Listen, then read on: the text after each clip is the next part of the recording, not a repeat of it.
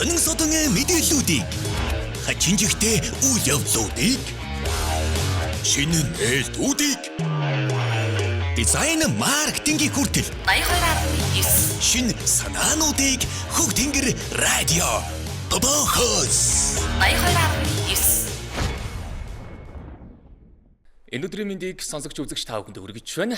Хөг Тэнгэр радио 82.9 бөөх нэвтрүүлэг та бүхэндээ шинэ дугаараа хүрэхэд бэлэн боллоо. Мэдээж эфирт эртний хүмүүс суусан байгаа. Хөтлөгч туул юм аа гээ. За найруулагчаар өнөөдөр Ариука маань ажиллаж байна. За бүгдээрэнд нь өдрийн мэнд. Шинэ өдрийн мэндийг хүргье. За шинэ өдрийн мэнд. Өдрийн мэнд хүргье. Сайн байцгаана уу сонсогчдаа үзэгчдээ.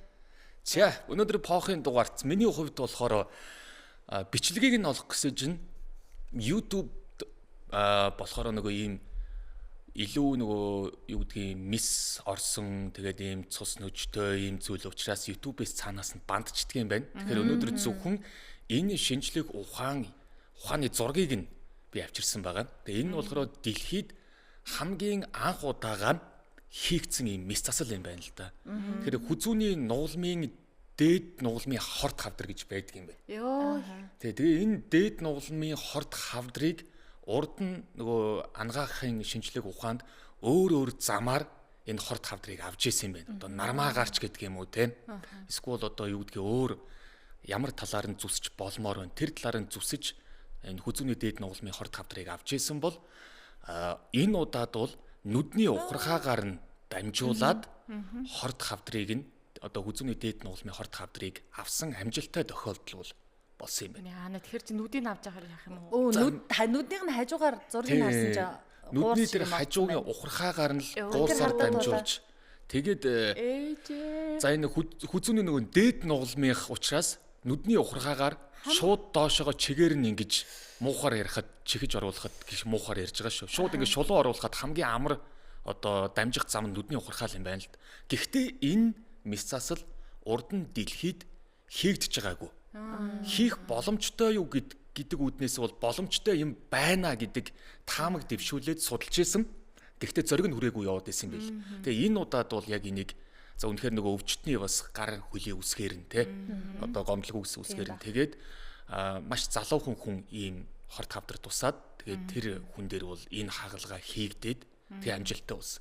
Урд нь болохоор энэ нүдний ухархаагаар дамжуулж одоо хүзүүний дээд нугалмын хорт хавдрыг авах туршилтуудыг бол хийжсэн байгаа. Тэр туршилтуудыг юун дээр хийжсэн гэж бодож байна та хоёр? Гахаа. Юу гэж хүний хүзүүний дээд нугалмын нүдний ухархаагаар нь дамжуулж авдаг юм гахаад хийх. Гахааны чинь нүдний ухархаа. Гахааны нүдний ухархаа хүзүү хоёр нэг өөр байлгүй. За энэ хэсгийг хасгаар юм болсон юм. Тэгсэн дандаа цогцсон дээр хийжсэн юм байна. Яа. Хүмүүсийн цогцсон дээр энэ туршилтуудыг явуулж исэн. Тэгээд бүр шинжлэх ухаанда цогцсон дээрх туршилтууд гэдэг ийм бүр байдаг юм байна. Гэхдээ зөвхөн хүзүүний нугалмын хорт хавдрыг, дээд нугалмын хорт хавдрыг авах биш.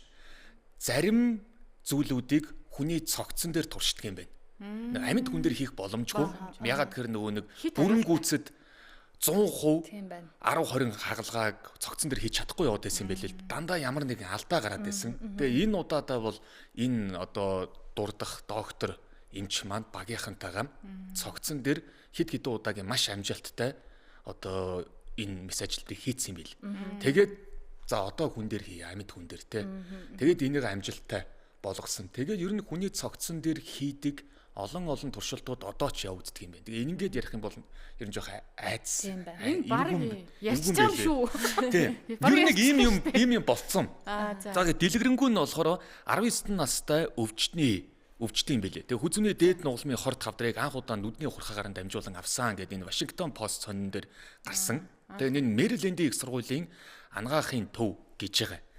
За тэгээд энэ яг хагалгааных нь нэр нь болохоор трансорбитал гэдэг ийм нэртэй л арга юм байна л да. Тэгээ энэ нүдний ухархаагаар хийгддэг ийм мис заслын аргыг зарим тохиолдолд нүдний ухаргаа гавлын ясны урд ба дунд хөндөй, хамрын дайвар хөндөй болон гавлын доторх судасны мис засалд энэ орбитал гэдэг аргыг ашигладаг юм байна.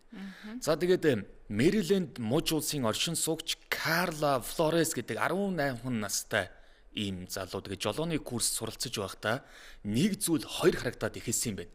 Энэ одоо залууд нэг зүйл хоёр харагдаал дүрс давхарлагдаж харагдаал ингэж байсан юм байна л. За тэгээд маш олон сарын турш ийм оншилгоо эмчилгээнд явсан. Тэр нь дандаа нүдний хэмлэгээр яваад байсан юм байна хашаар. Ягаад тэгэхээр юм давхарлаж харагдаал ингэж байсан учраас. За тэгээд ингэж явсаар ямар ч үр дүнд хүрээгүй. Тэгээд тухайн нүдний эмч нь за энэ нэг л нүдний юм биш болчлоо. Чи мэдрэлд очиод үзүүлээ. Мэдрэлийн тэгээ эмчийг зааж өгсөн эмч нь хазуулж энэ Мохаммед Лабиб гэд яг энэ аргыг цогцсондоо туршдаг энэ эмч рүү чиглүүлээд нөгөө Флоренск 18 настайг явуулсан. За тэгээд энэ мэдрэлийн эмчтэр очиод шинжилгээ аваад за шинжилгээгээр гавлын ясны урд хэсэгт маш ховор төрлийн хорт хавдар илэрсэн гэж. Уг нь гавлын ясны урд хэсэг гэж оншилсан юм байна. Тэгсэн чинь тэр хавдар нь дахианы өндөгний хэмжээтэй болцсон байсан гинэ. Өөх том болцсон биш. Нилээн томорсон. Тэгээд зүүн нүд болон харааны мэдрэлийн судлыг нь дарсан юм байна гэж оншилсан. Тэгэхээр нөгөө нүдний харааны судлыг нь мэдрэлийн судлыг нь дарчгаар юм хоёр харагдаал давхарлагдчихсэн байгаа юм. За тэгээ энэ хавдрыг 2 удаагийн мис заслаар нийт 8 хоногийн зайтайгаар авсан гинэ уг нь. Энэ өндөгний хэмжээтэй. За тэгээд гавлын ясыг нээсэн гэж байгаа. Эхлээд. За дараа нь хамрын хөндийгөөр мис засал хийсэн байгаа юм. За гэхдээ мис заслын үеийн тэр нарийн шинжилгээний явцад хүзүүний дээд нугалмуудыг хамарсан өөр нэг хавдар гараад ирсэн гинэ. Уг нь тархины дээр урд хэсэгт байсан хавдрыг авсаж чинь дахиад хавдар гараад ирсэн гэж. За энэ нь нуусны сувгийг нарийсгадаг тархины амин чухал ийм үйл ажиллагаанд шууд нөлөөлөх ийм эрсдэл бүхий байрлалтай хорт хавдрыг дахиад олдсон гэсэн. Тэгэхээр 2 хорт хавдартай байсан байгаа юм л дээ энэ залуу. За тэгээ энэ төрлийн хавдрыг болохоор хүзүүний зөөлөн эдээр дамжуулаад авах нь маш төвөгтэй байдгийн гинэ. За гүрээний тараагуур судас, хүзүүний венийн судас, гавлын ясан доторх гэдэг ийм мэдрэлийн судлууд за тэгээ дунд чихний хөндийг залгиуртай холбосон сувгийг нэг ёсондоо хүзүүгээр нь дамжуулаад авчих юм бол гэмтэх эрсдэлтэй байдаг юм байна. За тэгээ мөн мис заслыг амны хөндийгээр хийж болдгийм байна уг нь. Одоо хоолоогоор нь дамжуулаад авна гэсэн. Гэхдээ нөгөө халдвар авах эрсдэл маш өндөр юм байна л да бас. Тэгэхээр буцаагаад нөгөө хүний амь настай холбоотой зүйл болчихно. Тэгээ ингэнгүүт нөгөө цогцсон дээр нүдний ухаргаагаар туршилт явуулж исэн Лабиб гэдэг эмч маань энэ трансорбитал гэдэг аргыг ашиглах боломжийг судлаад эхэлсэн байгаа юм л да. Энийг одоо хийж болох уугүй юу гэд. Тэгээ энэ аргыг бол хэдэн жилийн турш нөгөө цогцсон дээр хийсэн. Тэгээ 2023 онд энэ аргынхаа талаар ийм арга ерөнхийдөө амжилтанд хүрэх гээд шүү гэдгийг 2023 онд одоо судалгааны сэтгүүл дээр нийтлэл гаргаж ирсэн юм байна. Тун удахгүй амжилттай болно гэх. Тэгээ 2 жилийн дараа буюу 2025 оны одоо саяхан энэ 18 настай залууд нэг өстө трансорбитал гэдэг аргыг амны хөндий биш одоо хамрын хөндийгөр нь биш шууд нүдний ухаргаагаар нь амжилттай болгосон юм байна. Бодхоор энэ технологи эмчилгээ шинжлэх ухаан бүр үнэхээр гайхмар юм аа. Хөгжиж байна. Хоох нэвтрүүлгийг өөрсдөө та хоёрын мэдээллийг сонсох тусам л үнэхээр нэг бодлын аймаар юм а гэж бодох юм, нэг бодлын үнэхээр сонирхолтой супер юм а гэж бодох. Тийм. Тэгээд нөгөө нэг би яг тэгж бодсон энэ хүн маань өөрөө залуу хүн. Тэгээд энэ Флоренск энэ Лабиб гэдэг эмч маань өөрөө маш олон жилийн цогцсон дээр хийсэн туршилтуудын үр дүнд те одоо ийм зүйл явагдаж байгаа амжилттай болно гэдгийг 2 жилийн өмнө бол нийтлэл одоо хэвлүүлж ийсэн. Тэгсэж 2 жилийн дараа гээд энэ залууд нар амжилттай болгоод 2-2 аимшигтай хорт хавдрыг нь одоо авч өгсөн ийм эмч байгаа байхгүй юу. Тэгээд бас нэг зүйл нь болохоор юм ингээл нэг жоохон бүрлцэх, давхарлаж харагдах, хоёр харагдах гэдэг иймэрхүү янз бүрийн эмгийг одоо маш сайн судлуулж явахгүй бол зөвхөн нүдний асуудал биш. Тийм. Таны тэр мэдрэлийн судасыг чинь дарсан өөр газар байрлсан хорт хавдар хүртэл байж мэдхийн байх шүү гэдгийг л бас одоо энийг уншиж байхдаа мэдэж авч байгаа юм тий. Тийм байна. Сэрэмжлэх л ёстой юм байна. Тэгээд дэлхийн нийт ангаа ухаан үнэхээр супер юм. Нүдний ухаргаагаар нь дамжуулж хорт хавдрын ингэж имчилнэ гэдэг бол миний хувьд бол бүр нэг юм зүгээр аимшиг кино шиг л юм санагдаад байгаа байхгүй юу? Тийм байна. Бүр ингээ бодохоор л аймаар байна. Тэр зургийг харсан чи бүр аймаар байсан. Тэр нүд рүү нөгөөх нь хамрлуу нь орсон байсан уу? Нөгөөх нь эхний хор тэр өндөгний хэмжээтэй хорт хавдар нь болохоор тархины урд хэсэг гэж байгаа. Гавлын ясны урд хэсэгт байрлсан хорт хавдрыг нь бол авсан чинь. Тэгэхээр дух гэсэн үг үү? Тийм л баг. Тэгсээ чин тэрийг нь авцээ чинь дахиад хорт хавдар гараад ирсэн нь хүзүүний нугалмын дээд хэсэгт үүссэн хорт хавдар. За тэгээд амар мөртлөө тэгээд ингээд цаашаа амьдрсан гайхалтай бас түүх, залуугийн түүх, нэг эмчийн түүх. Гэтэ энэ залуу бас азтай залуу шүү дээ. 18 настай. 2-2 тархитлагоонд байрлсан энэ хавдар. Тэгээд энэ нөгөө туршилт нь амжилттай болоод энэ залуу дээр хэрэгжиж гин гэдэг чинь үнэхээр хувьтай байна. Түүнээс биш одоо энэ залуу өмнө төрсэн байсан бол яг 5 жилийн өмнө. Тэгэл одоо магадгүй найдлага байхгүй байсан гэж болох байсан. Хагалгаа хийх л ах. Нөгөө ч уламжлалаа аргаараа. Тий, амжилттай болооч үгүйчүүл болох байж л. Маш ховор төрлийн л гэж бас явдаг юм байлээ л дээ. Хүзүүний нугалмын дээр. Тэгээ энэ арга нь их ховор. Тэгээд энэ эмч бас ингээд түүхэнд үлдэж байна. Тэгээ энэ Флоренс гэж залуу бас өөрөө хамгийн анхны тэгээд зориг гаргаж энэ хагалгаанд орсон гэдгээрээ түүхэнд үлдэж байна. Тэгээд цаашдаа яг энэ төрлийн одоо хорт хавдар туссан хүмүүст бол энэ арга бол ингээ хэрэгжээд эхэлчихэж байгаа байхгүй. Бусдууд надад эрсдэлтэй юм байна л да, авч болно. Гэхдээ маш эрсдэлтэй гэдэг байгаа байхгүй. Тэгээд тархитлагоогийн нээн барин гэл амар тийм байл. Тийм байл. За энэ яста пөөх байлаа. Тийм байна, пөөх. Йой пөөх байлаа. Йой гэж юу? Йой амар бина. Нэг талхаагаа дуусгасан юм шиг л бол.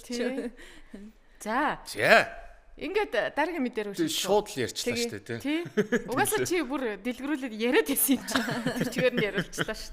За одоо дараагийн мэдээ хин. Туулыг сонсъё. Би юм уу? Хамаг сонсъё. За. Миний мэдээ болохоор юу? Калифорний нэг хотод Америкийн нэгдсэн улсын нэг хотод за өндөр өсгийтэй гутал байдаг шүү дээ эмэгтэйчүүдийн төвл. Ийм гутал өмсөх юм бол заавал зөвшөөрөл авдаг болцсон гинэ. Зөвшөөрлөлтэй үүсэх ёстой юм гинэ. Тийм нэг сонир хөвгчлээ юм байна. За тэгсэн чинь энэ худлаа биш үнэ. Carmel by the Sea гэсэн ийм жижиг хот байдаг юм байна. За тэгээ энэ хотод жуулчдад ирэх юм бол ерөөсөө 2 инчээс өндөр өсгийтэй төвлөлтэй алхахын тулд албан ёсны зөвшөөрөл авахыг шаарддагаараа энэ хот алдартай болжээ. За таны өсгий 2 инчээс дээш юу те? Тийм бол та манай хотын захиргаанаас очиж зөвшөөрөл авна уу гэдэг гинэ. Ямар сони. Тэгжээж та наад гутлаа өмснө үү гэд өмсөд алхна уу гэд. Тэгээд тэр нь болоогүй 2 инчээс дээш өндөртэй, дээрэс нь бас даац нь хитрхи ингээд хүчтэй хүнд ингээд даацтай гიშгэж явдаг тийм гутал байх юм бол заавал зөвшөөрөл авна. Тэгээд гутлаа шалгуулна гэсэн үг. За тэгээд зөвшөөрлийг үн төлбөргүй өгдөг юм байна. Олон жуулчид энэ хотод ирэх дуртай. Тэгвэл жуулчид өсгийтэй гуталтай алхахаар төлөвлөөгүй байсан ч гэсэндээ зүгээр очиж бэлэг дурсгалын зүйл болгож энэ бичгийг авдаг гинэ. Өөрсдөө бэлэг болгож дурсгал болгож авдаг гинэ. За гэрчлэгээ нь яагаад ямар вэ гэсэн чинь их гой өнгөтэй, албан ёсны өнгө үзэмжтэй, хүсэлт гаргасан хүний нэрийг нь дээр нь айгүй гоёор бичээд тэгээ хотын одоо тухайн үеийн жижүүр одоо цагдаа юу гэдэг нэг мэдгүй тэр хүнийх нь ийм гарын өсгтэй юм байна. Тэгээ их л гоё юм байна.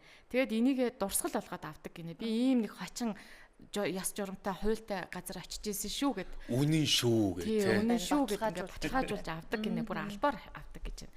За тэгээд энэ хотын гудамжинд олон нийтийн газар өндөр өсгийтэй гутал өмсгийг хоригдсан хуулийг анх 1963 онд нийслэлийнх нь одоо прокурорын хүсэлтээр баталж байсан юм байна. Энэ бол бүр дээр үеийн 1963 он. Тэр үед нь хууль эрх зүйн хувьд хачирхалтай айгүй сонин ямар сонин хууль вэ гэж бодож байсан ч гэсэндээ хүчинтэй хэвээр нь байлгасаар хагаад өдийг хүрсэн гинэ. Тэгээ одоо ингээд тэр чигээрээ энэ хууль нь хэрэгжсээр л явдаг. За яагаад заавал өндөр өсгийтэй гуталтай байхаар ингээд зөвшөөрөл авдаг юм бэ гэдэг нь учиртай. Яагаад гэвэл энэ хотод Нарс, Монтерей гэдэг Нарс тэгээ олон ийм гой ургамлууд ургад юм байна. За тэгээ энэ ургамлууд нь ургах тусам их гой том болж байгаа. Одоо бүр их ургаж байгаа. Тэгээд үндэс нь бетонын явган үний замыг түлхэж ингэж ургаж байгаа гинэ. Тэгээ ингээд дээгүүр нь явхаар бас бүдрэх ийм асуудлууд айгүй их гардаг гэж байна. За тэгээ бас нэг учир нь юу вэ гэсэн чинь тухайн энэ одоо хотын захиргаан хүмүүс ингээд явж байгаад бүдрээд унчин штэ. Унангуудаа гомдол мэдүүлнэ штэ. Өө танаа хот чи ямар сони юм бэ? Энд чинь ингээд энэндээ анхаарал хандуулахгүй яадаг. Аюулгүй байдалгүй. Ингээд шүүхэд зарга мэдүүлчүүд бид нар балгарна гэж бодоод нөгөөдөл чинь энэ хуйлаа байлгаад идэг. Өөрсдөө бодоод тахгүй юу? Тийм. Тийм. Тэгээд одоо хотын захиргаан энэ хуулийг тэр чигээр нь үлдээе. Тэгэхгүй бол нөгөөдөл чи хурж ирээ бүдэрч унаа л бидний шүүхэд өгөөд байна гэж бодоод. Тэгээд тэр нь хүртэл одоо бүр ингээд энэ хотыг онцгой болчлаа шүү дээ. Тэгээд ингээд хуулийг нь хിവэрэ үлдээгээд одоо хүртэл энэ дэлхийн нийтэд ийм сонин хуультай хот хിവэрэ байдаг юм байна. Өндөр өсгийтэй гутал өмсөх юм бол зөвшөөрөл авнаа хотын захиргаанаас. За бас нэг нь яг уу дурдах юм бол нөгөө өмнө түүхэндээ бол энэ хотод бас зам нь нэг тийм жоохон наалдам хай юм уу гэж наалдам хайл гэж би орчуулад байна. Тэр нь одоо юу ч байсан мэдгүй нэг юмар хийсэн юм уу яасан. Тийм байсан учраас зайрмаг итгэх хориглож исэн юм хууль гарч исэн гинэ өмнө нь бас. Тэгээд энэгээр бас ийм алдартай ийм хот юм гинэ. За тэгээд нэг ийм хотын тухай мэдээлэл аваад ирлээ. Сонирхолтой дөрөв. Тэгтээ жуулчид ингээд бүдэрч унаал гомдол гаргадаг бол манай хотын дарагад нилээн лонлон гомдлооч байгаа. Яана. Би яг тэр энэ надад тохиолдоод байгаа асуудал واخгүй юу? Би одоо 7 хоногт ингээд бараг 6 өдрөл гадуур ингээд хотын төвөр яваал нөгөө ажил гээл явж байгаа ш. Тэгэхэд би бол одоо яг ингээд тоолоход бараг л өдөрт нэг бүдрээд байгаа юм аашин тэгж одоо санагдаад байгаа байхгүй юу? Юу бүдэрх үү? Тэгээ ингээ эргээд харахаар ингээл арматурын төмөр гоцооцсон те. Эсвэл ингээл янз бүрийн газраас ингээл ургацсан төмөр гэд ийм юм байгаад байгаа байхгүй юу? Тэгээ тэр одоо мэдгүй одоо тэгээ гомдол гаргадаг бол эсвэл иргэд маань өөрсдөө бүдэрч унах болгондоо гомдол гаргадаг бол одоо бөөн гомдол очсон л болоо гэж бод. Манай хот битүү боддгийн штэ тийм. Нөгөө ус засвал нөгөө зам болоо нөгөө борооны ус хэрвээ тань руу ингээд цацагдах юм бол та гомдол гаргаад тэгээ гомдол гаргах боломжтой гэдэг. Гаргасан гомдлын мөнгийг өөрөө авна гэхээр амар тэнэгтэй. За тэгээд нэг юм байна даа гэж. Хувцаа ядаж хийм дөх мөнгөний ч гэсэн өгдөггүй юу? Тийм шүү дээ. Халдартуулсан хувцсын тий. Тэгээ одоо тэгэхэд чинь өөр хотод яаж ийн? Зүгээр л ургамал ургаад хөлбөн тэглэрхгүй гэдэг үүднээс л зөвшөөрөл аваад ингээ өмсөх хувцсанд нь хүртэл ингэж санаа тавиад. Ургамал нь бүдэрч унсан тохиолдолд бол одоо тэр хүний л буруу эзтэй юм чи. Өвс ургамал мод чулуу харахгүй унна гэдэг чинь тэр байгалийн имийг ял тавьдаа л гэж бодохоор юм байна. Аагийн сайн нэг жоохон төгшөөртэй юм санагдуулаад нөгөө арматурын төмөр энэ гэсэн одоо уран дулаан болж байна. Бороо ус ороод ирэхээр нөгөө цахилгааны утас энтэнд байж идэг тухай. Тэр бүр үнэхээр аюултай тий. За нэг том хүмүүс бол нэг муу санаалаад ийш хараад нэг ингэсээр явчихна. За хүүхдүүдийг одоо яалтай болохгүй шүү. Тарин шиний нүх байх уу, элдүү шалбарсан утас байх уу, барьж болохгүй шүү, гიშгэж болохгүй шүү гэж хэлнэ. Сая яагийг ярьж хахад л толгоод орж ирж шүү тий.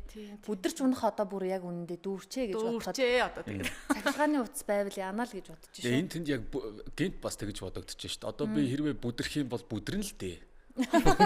Бүдэрх нь ойлгомжтой тэр.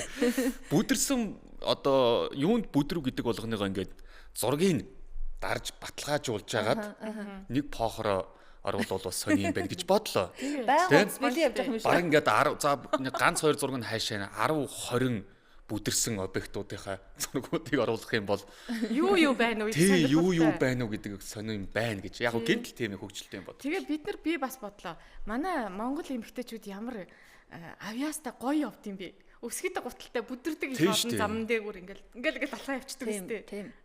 Тэгэхээр мундаг юм аа. Яг хотын төвөр л гоё шулуун тийм зам байна уу гэхээс биш бас л хэцүү шттэ.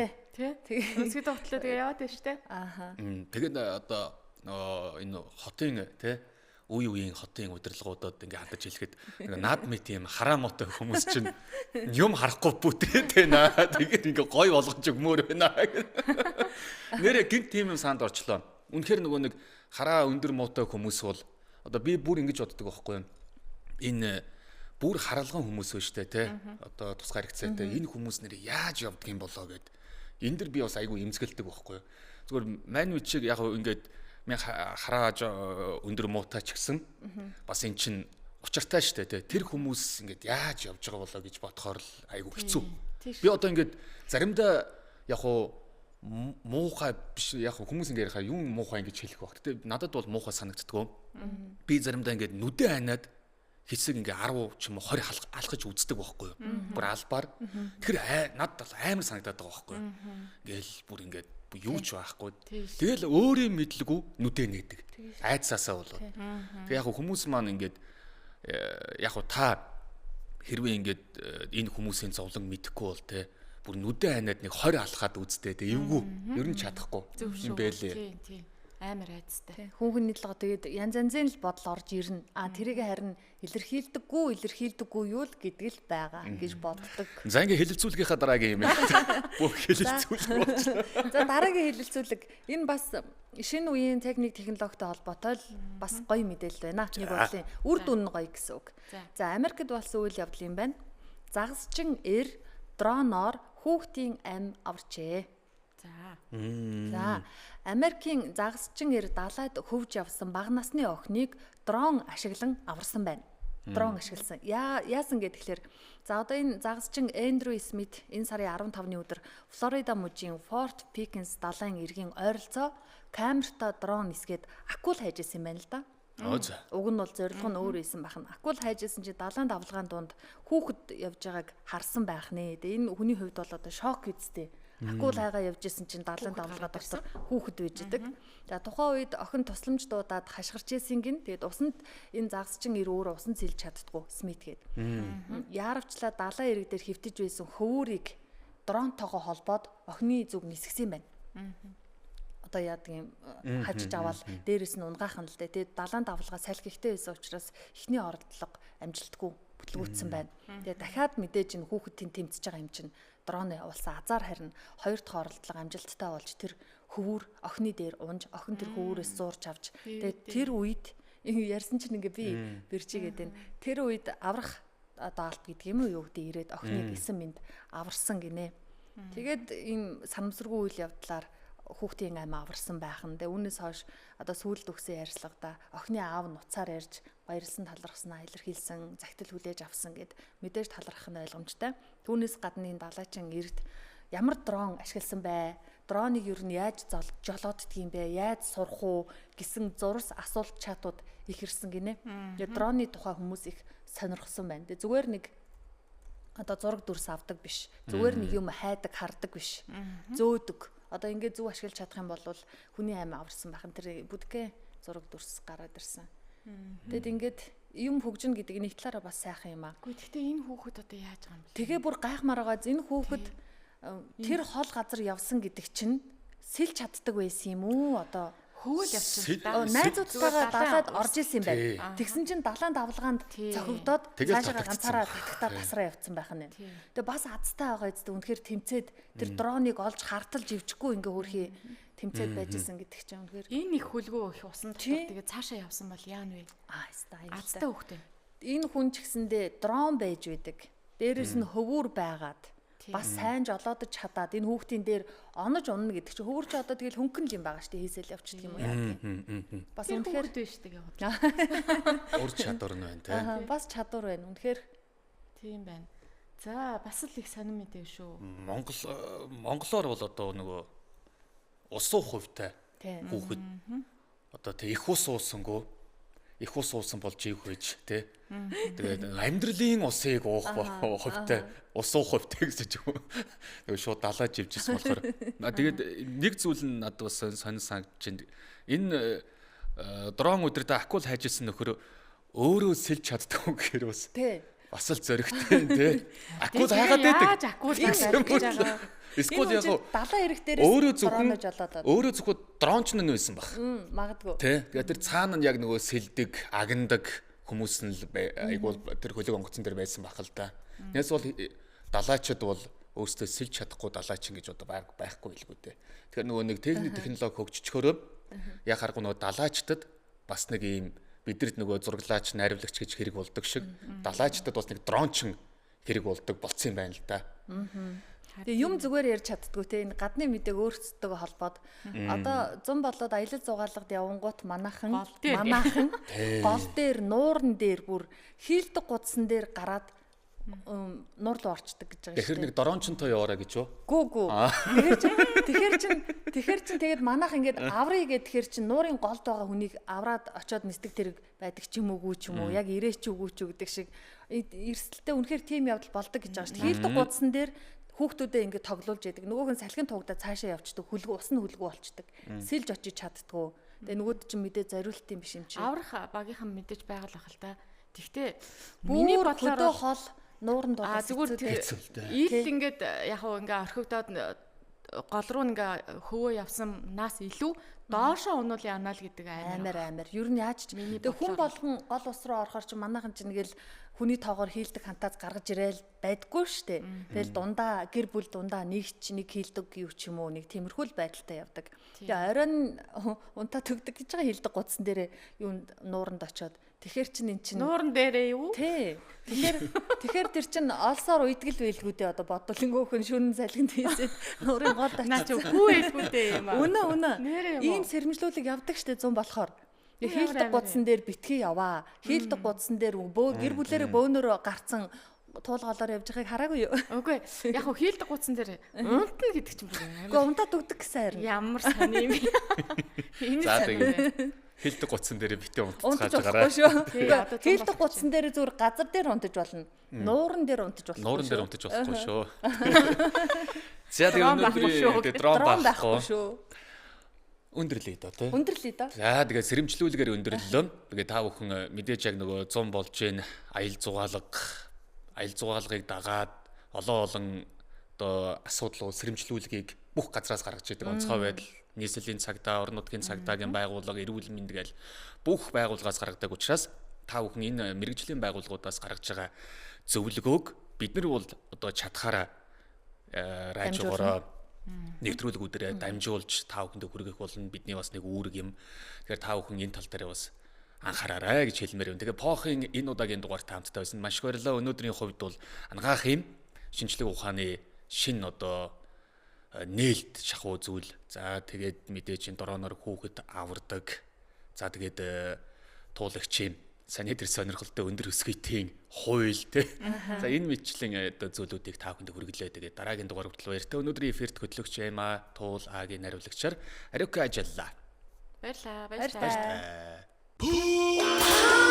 Хүүхдийн радио сонин содон мэдээллүүдийг хачинжигтэй үйл явдлуудыг шинэ нээлтүүдийг дизайн маркетингийн хүртэл 82.9 шинэ санаануудыг Хүүхдийн радио тодорхойлж 82.9